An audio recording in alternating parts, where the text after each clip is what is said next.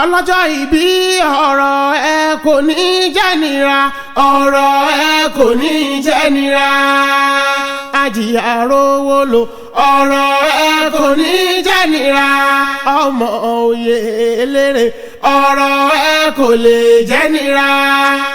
Ẹ kò rí adé, ọ̀rọ̀ ẹ kò ní jẹ́ nira. Ọkọ̀ ojú omi Ànábì Núà, ìdá òfèrèfé Ànábì Sùlé, ogunlẹ̀ sébùté kò sí wàhálà, ọ̀rọ̀ ẹ kò ní jẹ́ nira. Happy birthday, happy birthday, happy birthday to you. Ọlọ́jọ́ ìbí Alhaji Oyelere Saliu Arówólò Adébáyọ̀ Ọ̀tẹ̀mí gangan ni olówó orí ọkọ̀ Alhaja Ọmọ́táyọ̀ Oyelere lèmi ń kí lọ́wọ́lọ́wọ́ ó kó ayẹyẹ ọjọ́ bí ọdọọdún làárọ̀ òrógbó ọdọọdún làárọ̀ òòṣà ọdọọdún làárọ̀ òbí lórí àtẹ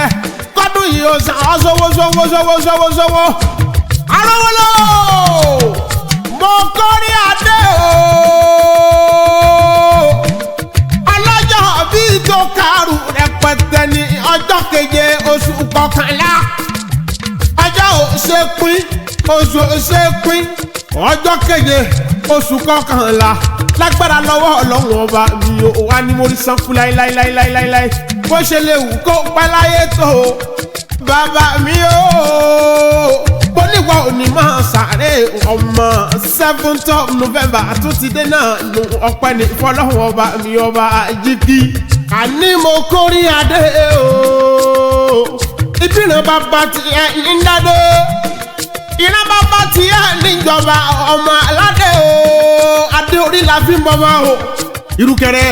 pọ́nínúkẹrẹ a máa kúrì ẹ̀yẹ lọ́wọ́ ọba ìbílẹ̀ kẹrin la fi máa wọ́n joyè ọmọ Oyelere lèmi kí o nígboro olú ọ̀yàn lé ọ̀yàn ní ìpínlẹ̀ Ọ̀ṣun tíá ní ìlágbára lọ́wọ́ ọba mi lójú ẹ̀mí ìta wa mo sọ wípé ń bọ́ ọgọ́rọ̀yè bàbá rẹ̀ lágbára lọ́wọ́ ọba mi ọba àjíkí ọmọ eégún jọ bí ẹlẹ́mọ̀ orí ọba o ọmọ eégún jọ bí ẹlẹ́mọ̀ tù lókun bàbá mi dùn ìlọ́sà òsàjàdí níwọ̀n ẹ̀yà ọ̀kìn orí ọmọ níwọ̀n ẹ̀mọ lọ́sẹ̀ ó dùn ún mú bí ẹ̀kọ́ àjọmu ó dùn ún mú bí ẹ̀kọ́ àníkẹ́ o ẹni òsàjàdí ó dùn mọ́ mo ní ẹni kò bìrà eléré ẹni òsàjàdí ó dùn mọ́ ẹni kò bìrà eléré ọmọ ajímọ̀jà sán ìwọ lọmọ ajímọ̀jà kan tó léegun Alhaji Saliu Adébáyọ̀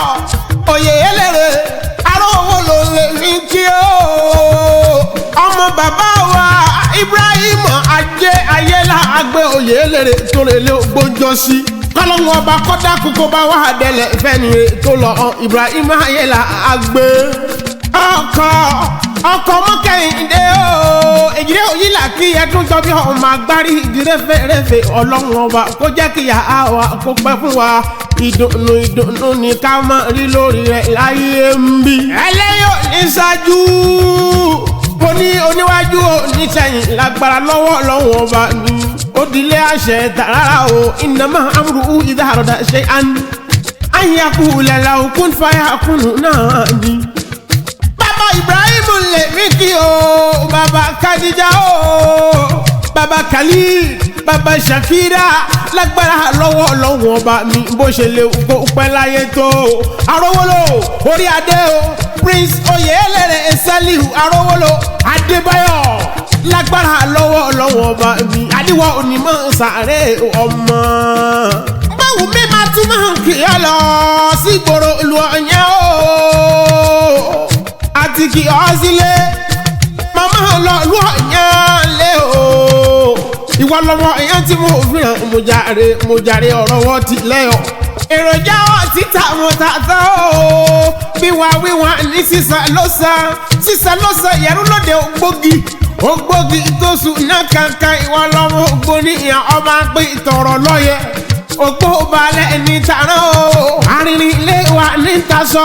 pépépé lásán àwọn ọ̀tàn nínú ilé bàbá tó bí ọlọ́mọ ẹlẹ́gọ̀dọ̀ lásán táwọn ti jẹ̀sà èyí tó yẹ mí lọ́jà yẹra wá wálé kí n máa rojọ́ sẹ̀sẹ̀ kúlú olóye wọn ijó lóye dùn mí o wọn ijó lóye dùn mí nígboro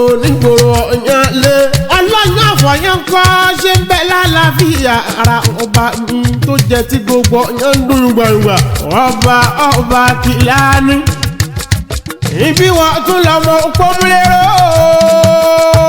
nílẹ̀ ìyá tó bí ọlọ́mọ èjìlá ìlà kí ẹdún jọ bí ọmọ agbárí ìrẹ́fẹ́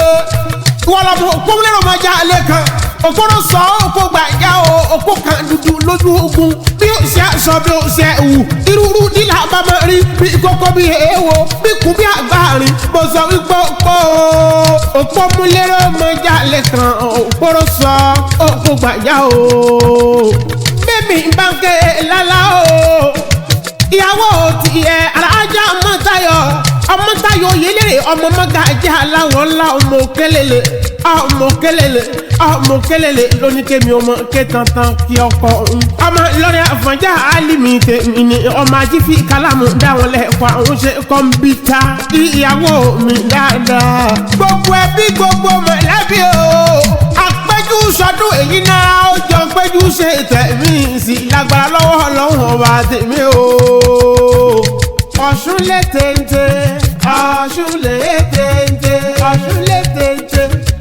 Ọ̀ṣun lé téńté ó dàbí oṣù gbà o Ọ̀ṣun lé téńté ó sì dàbí oṣù gbà o Ọ̀ṣun lé téńté Ọ̀yàn lé téńté Ọ̀yàn lé téńté Ọ̀yàn lé téńté òwe Ọ̀yàn lé téńté ó yọ bí oṣù gbà o Ọ̀yàn lé téńté ó yọ bí oṣù gbà o Ọ̀yàn lé téńté. èmi làbí ọdún ẹ̀yìn gẹ́gẹ́ ojú Elédùmarè ti ń dún apẹ̀sà gbogbo àgbáyé ara kéwìn